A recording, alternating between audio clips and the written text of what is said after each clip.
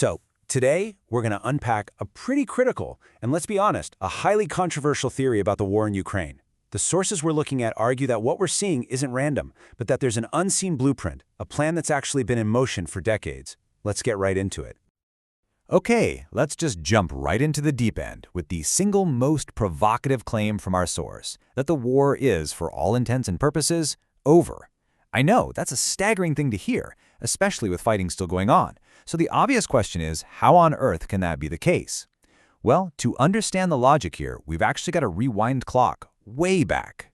You see, the foundation of this whole argument is that the conflict in Ukraine didn't just pop up out of nowhere a couple of years ago. No.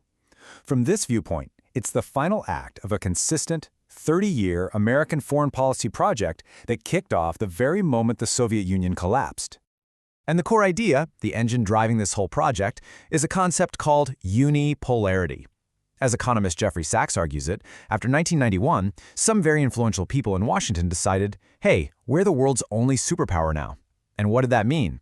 Well, it meant the US could basically run the show, expanding its military and political muscle wherever it wanted, and it didn't really have to care about anyone else's security concerns or their red lines. And when you look at the timeline laid out in the source material, it really does look like a steady drumbeat forward. It starts as private chatter in '91, but then it becomes official policy under Clinton, and by 2008, you have this huge push to get Ukraine and Georgia a promise of future NATO membership. The real takeaway here is that this wasn't about one president or another. This was presented as a continuous, long-game strategy. Okay, so if this unipolar world was the goal, what was the main tool in the toolbox to achieve it? Well, from this perspective, it all comes down to one thing: the expansion of NATO. And proponents of this theory see this expansion as the direct cause of the conflict. Now, a huge pillar of this argument rests on a promise described as direct, explicit, and made to the Soviet leader Mikhail Gorbachev when Germany was being reunified. The claim is that the US and its allies gave their word that NATO would not expand eastward, and from this viewpoint, that promise wasn't just bent, it was completely shattered. You can see it happening in waves, right? And with each new wave of expansion, Russia's objections got louder and louder. It all came to a head in 2007 with Putin's big speech in Munich, where he basically drew a line in the sand and said, "Stop, now." So when NATO turned around just a year later and made that promise to Ukraine and Georgia, it was seen as crossing the absolute final red line. The sources even highlight a memo from the CIA director at the time, William Burns, who reportedly warned Washington that for Russia, nit means nit, no means no. And all of that history, that 30-year project, brings us right to the core of this theory's most shocking claim, that the public war we see every day on the news is just a cover for what's really going on behind closed doors.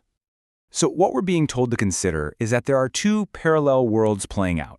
First, there's the public world we all see, the circus, as the source calls it, of leaders meeting, making big statements, and announcing aid packages. But then, there's the claimed reality. A secret back channel where the actual end of the war is being worked out directly between Donald Trump and Vladimir Putin. And in that version of events, both Ukraine and Europe are completely sidelined.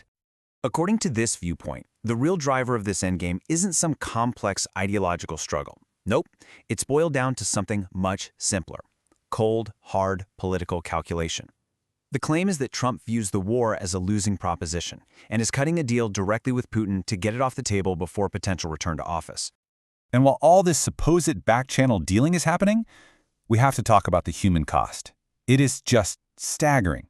Jeffrey Sachs claims that the number of Ukrainian casualties, and we're talking about both killed and severely wounded, is approaching this number: 1 million people. And that almost unbelievable number is then placed right next to statements like this one. The argument being made is that this, quote, reveals the whole game. It's a proxy war, designed to weaken a rival without risking a single American life. So you're probably asking, if this theory is right, and the US is cutting its own deal directly with Russia, where does that leave Europe? Well, the picture this analysis paints is not good. It's a picture of a continent that has lost its own agency and is basically being left out in the cold. And to really hammer this point home, Sachs uses this brutal, famous line from Henry Kissinger. The idea is that after 30 years of, in his view, faithfully following America's lead, Europe is now facing the fatal consequences: an economic crisis, a security crisis, and no clear path of its own. But was all this inevitable? This viewpoint says no. It suggests there was another way, an alternative path for Ukraine that could have kept it safe and prosperous. That model is often called Finlandization. So what on earth does that actually mean? You know, that term Finlandization can sound kind of negative, but according to Sachs, it was the exact opposite. He calls it a wonderful thing. For him, it was a policy of smart neutrality that allowed Finland to become so rich, successful, and secure that it topped the World Happiness Report year after year. It was a model for thriving by not joining a military alliance. All right, let's pull all these threads together now and look at the final big picture conclusion from this analysis. Because this isn't just about Ukraine. It's about a potential tectonic shift in the entire global order. So here it is, the ultimate takeaway, a massive wake-up call for Europe. The argument is that the unipolar project has failed, and it's time for Europe to stop playing what's described as a subsidiary role to the US. Instead, it needs to build its own foreign policy, start direct, realistic negotiations with Russia, and create its own security plan. As Sachs puts it, very bluntly, you're going to be living with Russia for the next thousands of years. And that leaves us with the final, and I think most profound question of this entire analysis. Now, whether you buy this theory or think it's completely off the mark, it does force you to ask yourself, are we watching the end of an era? Is the very architecture of global power that we've known for 30 years being redrawn right before our eyes?